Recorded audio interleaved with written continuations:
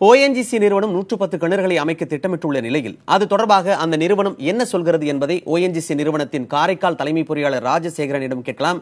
வணக்கம் sir. Sir, 110 கிணறுகளை அமைக்க திட்டமிட்டிருப்பது உண்மையா? மக்களின் எதிர்ப்புகளை எப்படி சந்திக்க போறீங்க?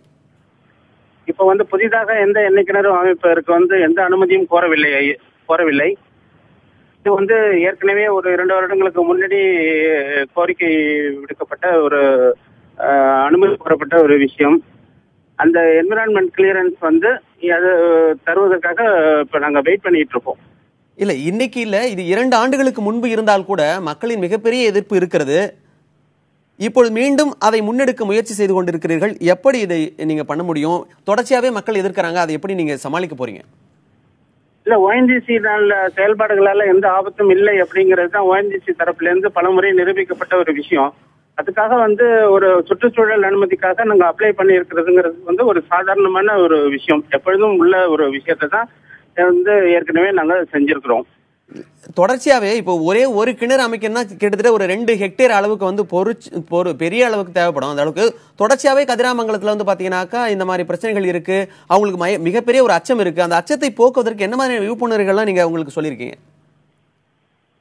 இது சம்பந்தமாக பாத்தீங்கன்னா இப்ப அந்த இடத்துல என்ன நடக்குதுங்கிறத பத்தின ஒரு விஷயத்துக்காக எல்லா பத்திரிகையாளர்கள் பிளஸ் இருக்கக்கூடிய சமூக பொறுப்பாளர்கள் எல்லாரையும் அழைச்சிட்டு போய் அது சம்பந்தமான இடங்களை நம்ம சுற்றி காட்டி அவங்க உள்ள உண்மை நிலவரத்தை தெளிவுபடுத்துவதற்கு ஓஎன்ஜிசி முயற்சிகள் மேற்கொண்டுள்ளது.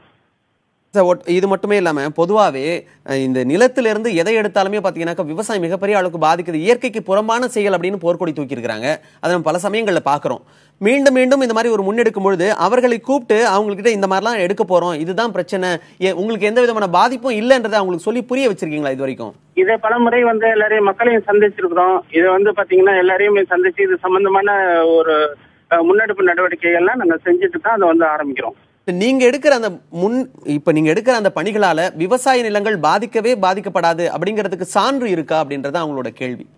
இதுவரைக்கும் இது சம்பந்தமா ஏற்பட்ட எல்லா விதமான நிலத்தடி நீர் பாதிப்பு அந்த மாதிரியான குற்றச்சாட்டுகள் எழுந்த போதெல்லாம் பாத்தீங்கன்னா அந்த துறையை சார்ந்த அதிகாரிகள் அந்த இடத்துல ஆய்வு செய்து அது மாதிரியான எந்த வித மாற்றமும் இல்லைங்கிறத ஒரு உறுதியாக ஒரு பரிசோதனை முடிவின் மூலமா சொல்லியிருக்காங்க. அதுக்கான பரிசோதனை அறிக்கை எங்கள்கிட்ட இருக்கு. அது பலமுறை நாங்க பல நேரங்களிலும் நாங்க சுட்டி காட்டியிருக்கோம். இல்ல, பொதுவாகவே பாத்தீங்கன்னாக்கா பாதிப்பே இல்லை அப்படிங்கிற பட்சத்துல விவசாயிகள் போராட வேண்டிய அவசியம் இருக்காது இல்லையா? இவ்வளவு பேரோட மனசுக்குள்ள அச்சம் இருக்கு.